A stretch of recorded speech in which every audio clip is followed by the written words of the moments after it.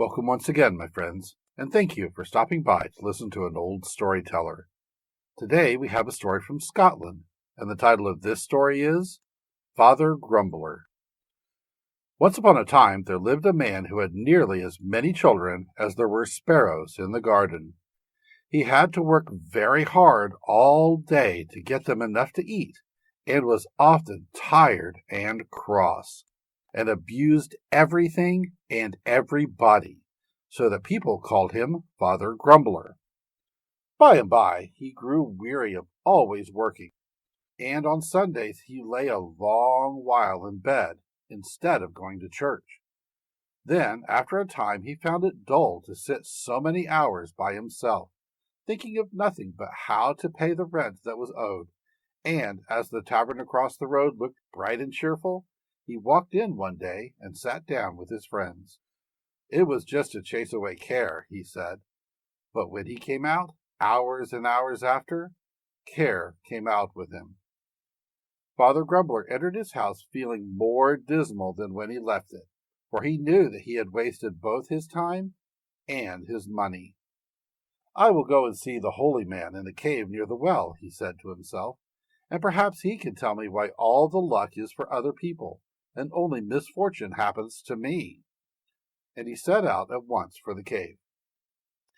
It was a long way off, and the road led over mountains and through valleys. But at last he reached the cave where the holy man dwelt, and knocked at the door. "Who's there?" asked a voice from within. "It is I, holy man, Father Grumbler, you know, who has as many children as sparrows in the garden." "Well, what is it that you want?" "I want to know why other people have all the luck, and only misfortune happens to me." The holy man did not answer, but went into an inner cave, from which he came out bearing something in his hand. "Do you see this basket?" said he.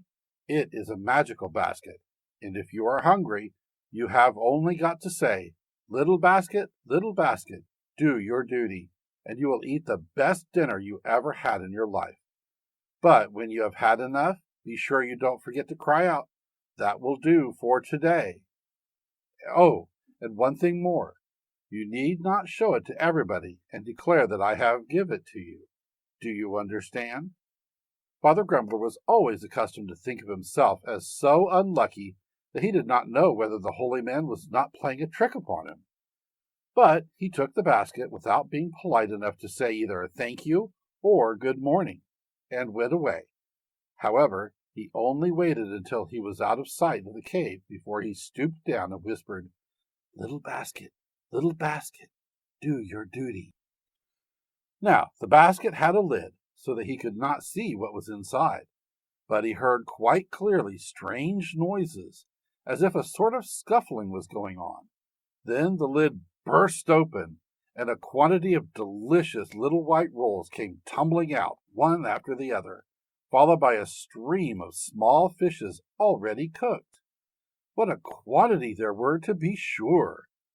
The whole road was covered with them, and the banks on each side were beginning to disappear.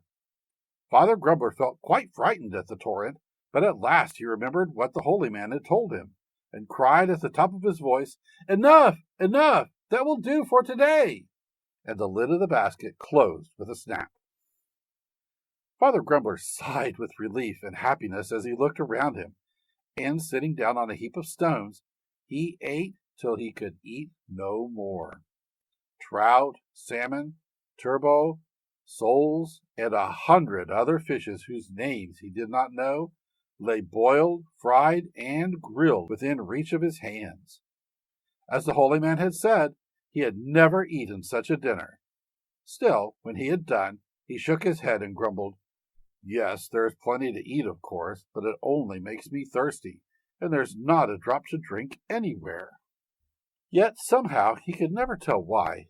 He looked up and saw the tavern in front of him, which he thought was miles and miles and miles away. "Bring the best wine you have got, and 2 glasses, good mother," he said as he entered, "and if you are fond of fish, there is enough here to feed the house. Only there is no need to chatter about it all over the place. Do you understand?" "Eh?" And without waiting for an answer, he whispered to the basket, Little basket, do your duty." The innkeeper and his wife thought that their customer had gone suddenly mad, and watched him closely, ready to spring on him if he became violent. But both instinctively jumped backwards, nearly into the fire, as rolls and fishes of every kind came tumbling out of the basket, covering the tables and chairs and the floor, and even overflowing into the street. Be quick, and pick them up," cried the man, "and if these are not enough, there are plenty more to be had for the asking." The innkeeper and his wife did not need telling twice.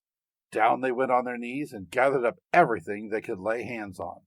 But, busy though they seemed, they found time to whisper to each other, "If we can only get hold of that basket, it will make our fortune." So they began by inviting Father Grumbler to sit down to the table, and brought out the best wine in the cellar, hoping it might loosen his tongue. But Father Grumbler was wiser than they gave him credit for, and though they tried in all manner of ways to find out who had given him the basket, he put them off and kept his secret to himself. Unluckily, though he did not speak, he did drink, and it was not long before he fell fast asleep.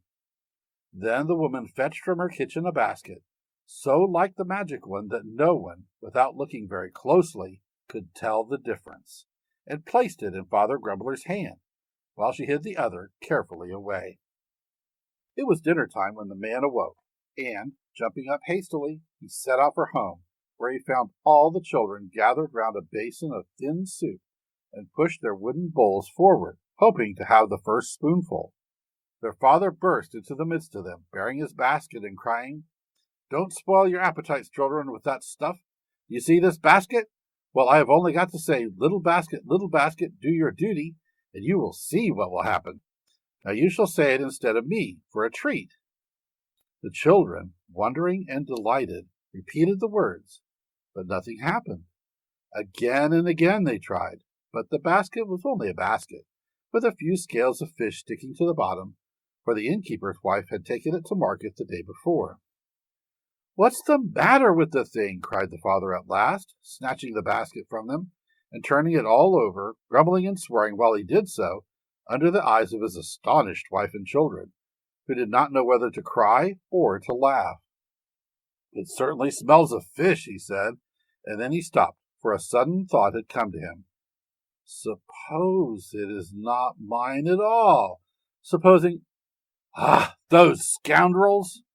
And without listening to his wife and children, who were frightened at his strange conduct and begged him to stay at home, he ran across to the tavern and burst open the door. "Can I do anything for you, Father Grumbler?" asked the innkeeper's wife in her softest voice. "I have taken the wrong basket, by mistake, of course," he said. "Here is yours. Will you give me back my own?" "Why, what are you talking about?" answered she. "You can see for yourself that there is no basket here."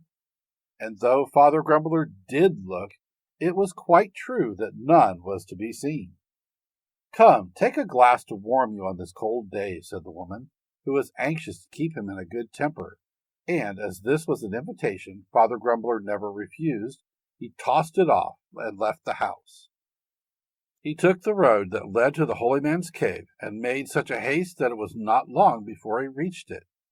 "Who is there?" said a voice in answer to his knock. It is me, holy man. You know quite well, Father Grumbler, who has as many children as sparrows in the garden."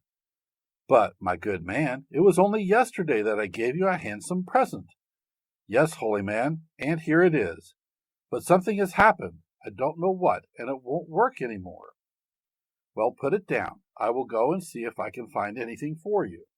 In a few minutes the holy man returned with a rooster under his arm. "Listen to me," he said.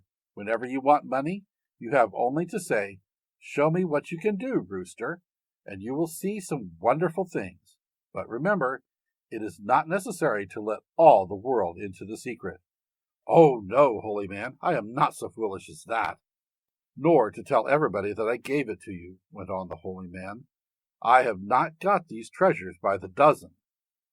And without waiting for an answer, he shut the door. As before, the distance seemed to have wonderfully shortened, and in a moment the tavern rose up in front of Father Grumbler.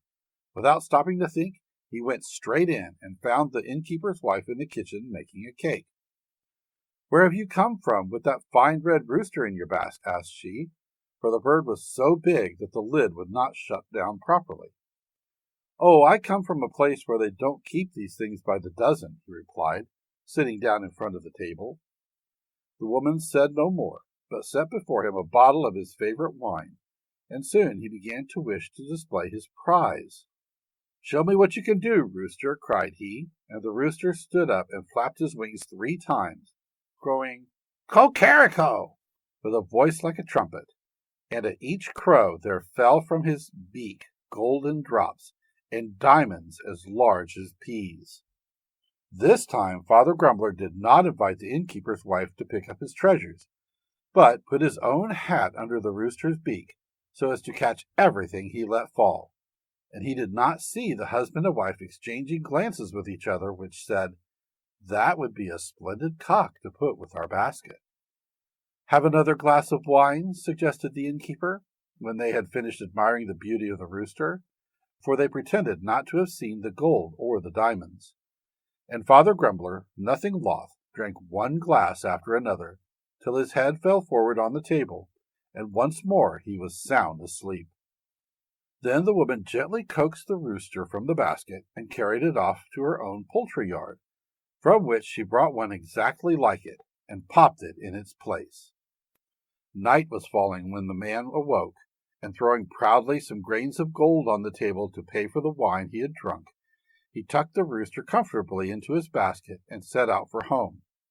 His wife and all children were waiting for him at the door, and as soon as she caught sight of him, she broke out, "You are a nice man to go wasting your time and your money drinking in that tavern, and leaving us to starve. Aren't you ashamed of yourself?" "You don't know what you are talking of," he answered. "Money? Why, I have gold and diamonds now, as much as I want. Do you see that rooster? Well, you have only to say to him, 'Show me what you can do, rooster,' and something splendid will happen." Neither wife nor children were inclined to put much faith in him after their last experience. However, they thought it was worth trying, and did as he told them. The rooster flew round the room like a mad thing, and crowed till their heads nearly split with the noise. But no gold or diamonds dropped on the brick floor, not the tiniest grain of either. Father Grumbler stared in silence for an instant. Then he began to swear so loudly that even his family, accustomed as they were to his language, wondered at him. At last he grew a little quieter, but remained as puzzled as ever. "Can I have forgotten the words? But I know that was what he said, and I saw the diamonds with my own eyes." Then suddenly he seized the rooster, shut it into the basket, and rushed out of the house. His heavy wooden shoes clattered as he ran along the road, and he made such haste that the stars were only just beginning to come out when he reached the cave of the holy man. "Who is that knocking?" asked a voice from within. It is me, holy man, you know, Father. But, my good fellow, you really should give someone else a chance. This is the 3rd time you have been, and at such an hour, too. Oh, yes, holy man, I know it is very late, but you will forgive me. It is your rooster. There is something the matter. It is like the basket. Look, that my rooster? That my basket? Somebody has played you a trick, my good man." "A trick?" repeated Father Grumbler, who began to understand what had happened. "Then it must have been those 2. "I warned you not to show them to anybody," said the holy man. "You deserve. But I will give you one more chance." And turning, he unhooked something from the wall. "When you wish to dust your own jacket or those of your friends," he said, "you have only got to say, 'Flack, flick, switch, be quick,' and you will see what happens. That is all I have to tell you." And smiling to himself, the holy man pushed Father Grumbler out of the cave. "Ah, I understand now," muttered the good man, as he took the road home. "But I think I have got you 2 rascals." And he hurried on to the tavern with his basket under his arm, and the cock and the switch both inside. "Good evening, friends," he said as he entered the inn. I am very hungry and should be glad if you would roast this rooster for me as soon as possible. This rooster and no other, mind what I say." He went on, "Oh, and another thing. You can light the fire with this basket. When you have done, I will show you something I have in my bag." And as he spoke, he tried to imitate the smile that the holy man had given him. These directions made the innkeeper's wife very uneasy. However, she said nothing and began to roast the rooster, while her husband did his best to make the man sleepy with wine, but all in vain.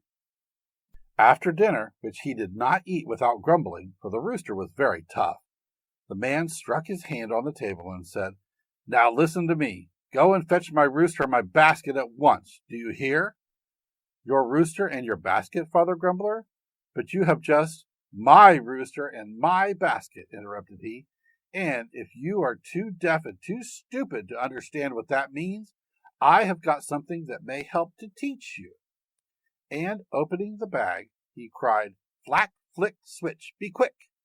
And flack, flick, like lightning, a white switch sprang out of the bag and gave such hearty blows to the innkeeper and his wife, and to Father Grumbler in the bargain, that they all jumped as high as feathers when a mattress is shaken. "Stop, stop, make it stop, and you shall have back your rooster and basket," cried the man and his wife. And Father Grumbler, who had no wish to go on, called out between his hops, "Stop then, can't you? That is enough for today." But the switch paid no attention, and dealt out its blows as before, and might have been dealing them to this day, if the holy man had not heard their cries and come to the rescue. "Into the bag quick," said he, and the switch obeyed. "Now go fetch me the rooster and the basket," and the woman went without a word, and placed them on the table. "You have all got what you deserve," continued the holy man, "and I have no pity for any of you.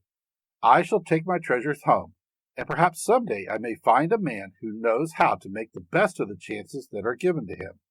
But that will never be you," he added, turning to Father Grumbler. Thank you once again for listening to this story.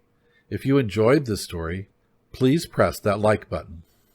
Also, please help an old storyteller out by subscribing to my channel. The next story will be posted in a few days, so until then, may your story continue to be a good one.